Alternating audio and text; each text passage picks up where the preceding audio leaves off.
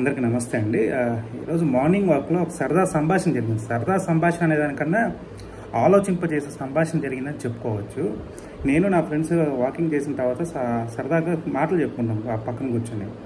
మా పక్కన ఇద్దరు యువకులు మాట్లాడుకుంటున్నారు. అంటే మన ప్రస్తుత రాజకీయం గురించి అలా మాట్లాడుకుంటూ, అరే మనం వెళ్ళి మన జగనన్నకి ప్రచారం చేయాలి, మన లోకల్ ఎమ్మెల్యేని గెలిపించుకుందాము, తిరగాలి అని చెప్పి మాట్లాడుకుంటూ, దాంట్లో ఒకడు అరే మామ ఏదైనా తక్కువలో బైక్ దొరికితే చూడరా, తిరుగుదాము, తీసుకెళ్ళి బైక్ తిరుగుదామన్న మాట్లాడుకుంటూ వ్యక్తి ఒక 65-70 సంవత్సరాల మధ్యలో ఉన్న వ్యక్తి కలగ చేసుకుని, బాబు నేను అమ్ముదాం అనుకుంటున్నాను, 20,000కి అమ్ముదాం అనుకుంటున్నాను, 2019 మోడలు కొనుక్కుంటారా అని చెప్పేసి, పల్సర్ బైక్ అని చెప్పి అడిగాను. అలాగేనండి, బండి పేపర్లు దాని మీద ఏమైనా కేసులు ఉన్నాయా ఇలా అడగటం మొదలుపెట్టాడు క్వశ్చన్స్. అంటే ఆ బైక్ గురించి డీటెయిల్స్. ఒక 2 కేసులు ఉన్నాయమ్మా, అదర్ దాన్ దట్ ఇంకేం లేవు, బైక్ కండిషన్ బాగుంది, అంతా బాగుంది, తిరిగింది కూడా 15,000, ఇంకా అర్థం 2 కేసులు ఉన్నాయమ్మా అన్నారు. అలా ఎలా అవుతుంది సార్, 2 కేసులు ఉంటే నేను తీసుకోనండి, మాకు వద్దులేండి, మీరు 20,000 15,000కి ఇచ్చినా నేను తీసుకోనని చెప్పి ఆ వ్యక్తి ఆ పెద్ద ఆయనకి సమాధానం చెప్పి, ఒక బైక్ 20,000 రూపాయలు పెట్టుకునే బైక్ మీదే కేసులు ఉన్నాయని వద్దంటున్నావు, అలాంటిది ఒక రాష్ట్రాన్ని పాలించాలి, మన అందరి భవిష్యత్తుని పాలించడానికి వస్తున్న ఒక లీడర్, 5 సంవత్సరాలు పాలించే లీడర్ మీద 1/2 డజన్ కేసులు, 30 పై కేసులు ఉన్నా కానీ అతనికి నువ్వు సపోర్ట్ చేస్తున్నావు. మరి నిన్నేమనుకోవాలి, ఆ నాయకుడిని మరి ఎలా అడ్డుకోవాలి? మీరు కూడా ఆలోచించాలి బాబు. చదువుకున్నవారు చూస్తుంటే చదువుకున్నవారు అయి ఉన్నారు, మీరు ఇలా మాట్లాడటం తాగదు. మీకు బాగానే ఉండొచ్చు, రేపు నెక్స్ట్ జనరేషన్ పరిస్థితి ఎలా ఉంటుందో మీరు ఆలోచిస్తున్నారా?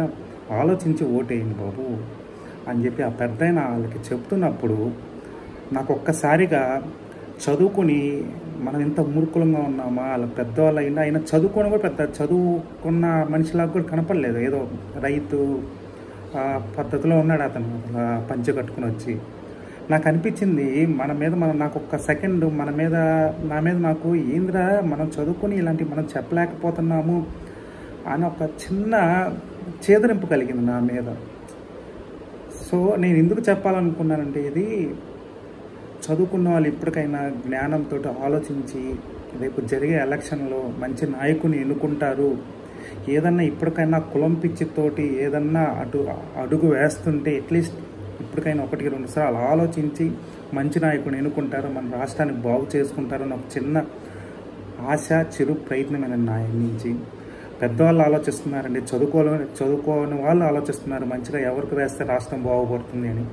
So please I'm kindly requesting you, చదువుకున్న వాళ్ళందరికీ కులం పిచ్చి పక్కన పెట్టండి. ఈసారికి మన రాష్ట్రాన్ని బాగు చేసుకున్నాం, మన భావితరాలకి మంచి అభివృద్ధిని చూపిద్దాము.